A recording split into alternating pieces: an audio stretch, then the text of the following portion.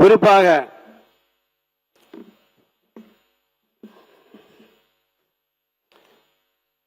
திராவிட முன்னேற்ற கழக ஆட்சியில்தான் சிறுதானியத்தை ஊக்குவிக்க வேண்டும் என்ற எண்ணத்திலே தர்மபுரி நீலகிரி மாவட்டத்திலே அரிசிக்கு பதிலாக 2 கிலோ கேழ்வரகை நாங்கள் வழங்கினோம்.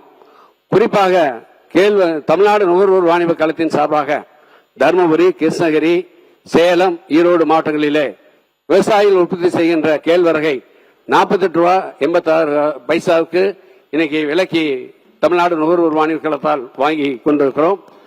தமிழ்நாடு தலைமையிடத்தில் இன்னைக்கு விவசாயிகள் தருகின்ற புகார்களை ஆலோசனையும் தெரிவிக்க 6 இணைப்புகள் கொண்ட ஒரு கட்டணமில்லா தொலைபேசி துவக்கி வைக்கப்பட்டுள்ளது எங்களுடைய ஆட்சி காலத்திலே.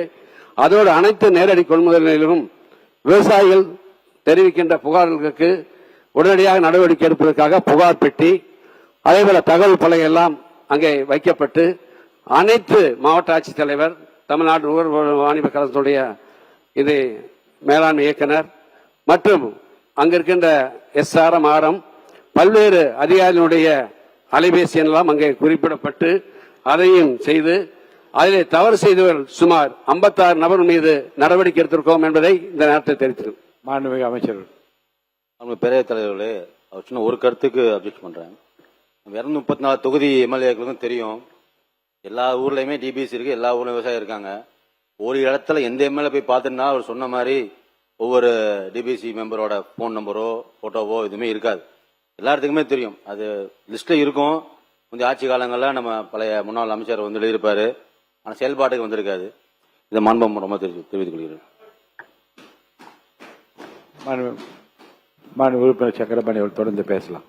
மாண்புமிகு பேரவைத் தலைவர்களே, எங்களுடைய ஆட்சி காலத்துல நாங்க கூட்டம் போட்டதுல மினிட்ஸ் ஓட்டு இருக்கு, நீங்க வாங்கி பாருங்க. சென்னை அண்ணா நகரி ஸ்டேடியத்தில் கூட்டம் நடத்தணும், அதே மாதிரி பல முறை இங்க தலைமை செயலகத்தில் கூட்டம் நடத்தணும். எல்லா மாவட்டத்துக்கு செல்றப்ப மாவட்ட ஆட்சித்தலைவரோடு எங்க துறையினுடைய செயலர், மேலாண்மை இயக்குனர் அனைத்து அதிகாரிகள் வச்சுதான் கூட்டம் நடத்தணும்.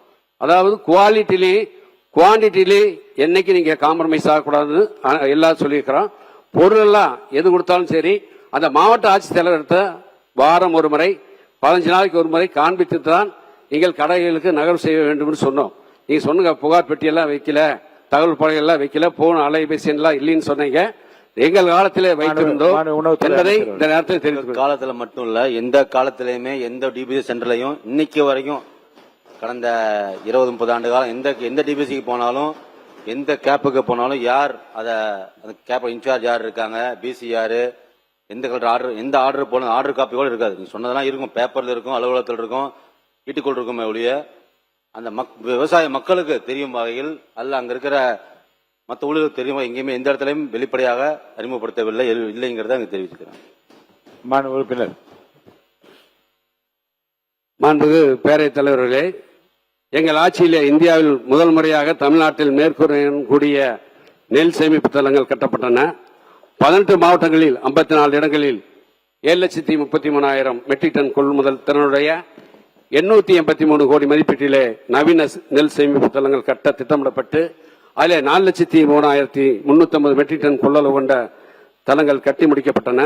3,30,000 மெட்ரிக் டன் கொள்ளளவு கொண்ட தளங்கள் கட்டும் பணி நடைபெற்று வருகிறது என்பதை இந்த நேரத்தில் தெரிவித்துக் கொள்கிறேன்.